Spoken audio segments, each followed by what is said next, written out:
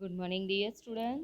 This is our SS class, and today we are going to start our new chapter in SS, chapter number 2 Journey from Primitive Man to Settled Life in History.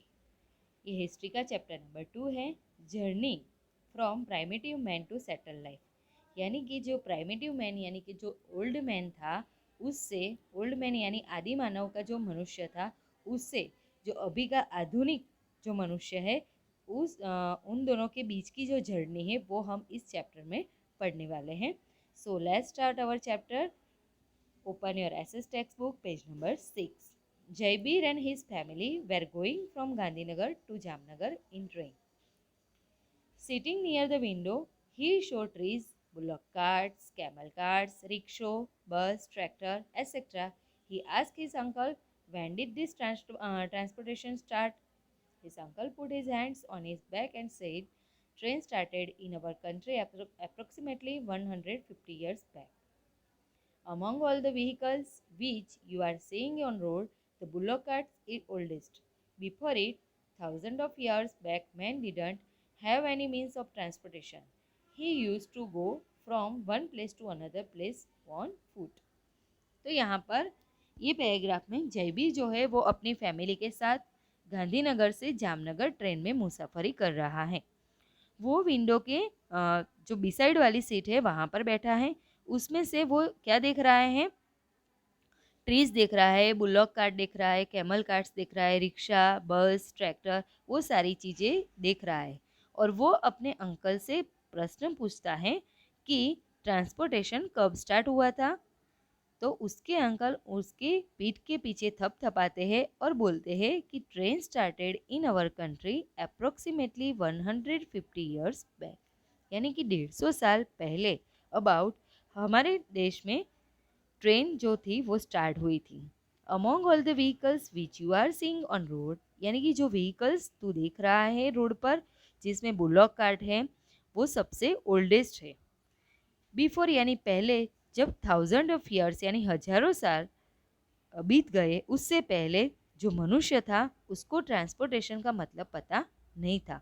वो transportation का उसको मतलब नहीं पता था, इसलिए एक जगह से दूसरी जगह पर ऑन फुट यानी कि चल के जाता था।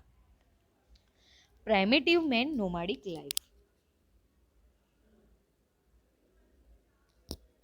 Primitive man means people of year of very old time, यानी प्राइमेटिव मैन का मतलब होता है कि जो बहुत ही पुराना मनुष्य था उसकी बात है।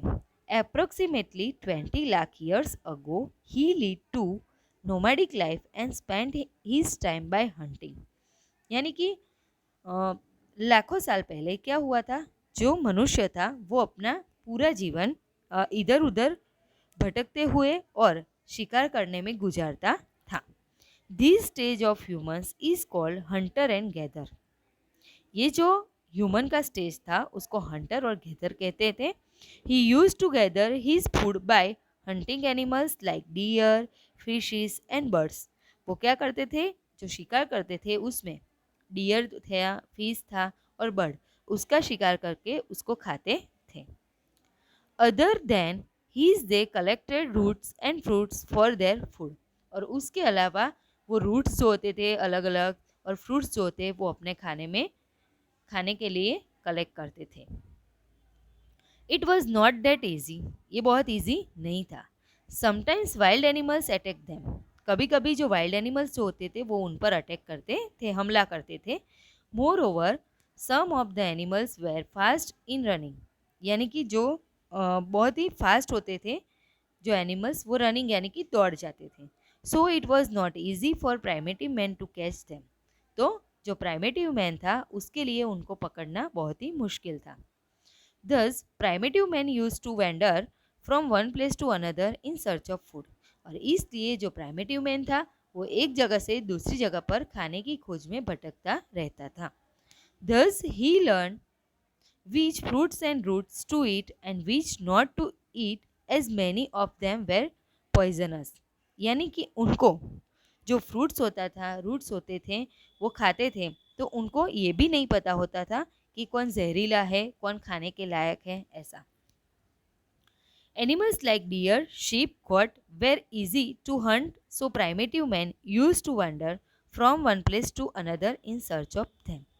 एनिमल्स जो होते थे जिसमें डियर होता था, शीप होती थी, गॉट होता था, जो इजी हंट कर सकते थे और अपने खाने में उसका इस्तेमाल कर सकते थे और उसको सर्च करते थे यानी ढूंढते थे. Moreover, water being essential for life, they use to settle near the sources of water.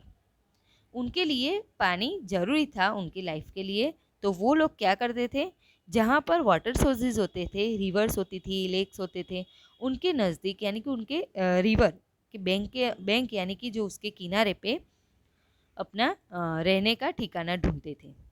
Places of human habitation of primitive man in India. Archaeologist, anthropologists and historians have together found out many places of habitation of primitive men.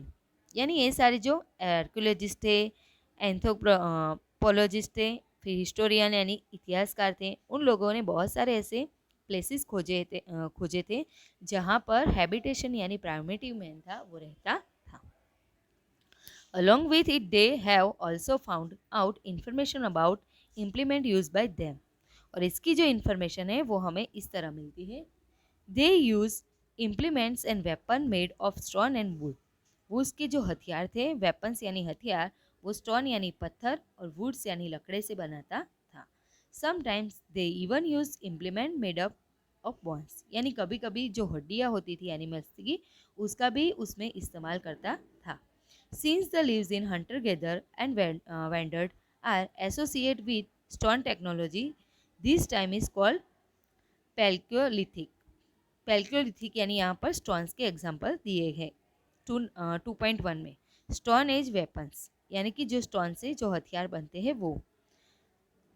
The stone show in figure 2.1 were use to cut vegetation and to scrape the skin of animal. Primitive man use peel of the tree and skin of animals to cover his body. जो primitive मनुष्य था वो क्या करता था, जो vegetation यानी अपने खाने के लिए जो चीज़ें इकट्ठी करता था उसको स्क्रैप यानी कि चीरने के लिए, एनिमल्स की जो स्किन होती थी उसको अलग करने के लिए ऐसे हथियार का इस्तेमाल करता था. जो प्राइमेटिव मैन था वो पील ऑफ ट्रीज यानी कि जो ट्रीज होती थी उसकी खाल निकालने के लिए, एनिमल्स की खाल निकालने के लिए इसका यूज़ करता था और उसके बाद वो अपनी बॉडी को इससे ढकता था. तो यहाँ पर पेज नंबर 6 का वीडियो ओवर होता है. Thank you.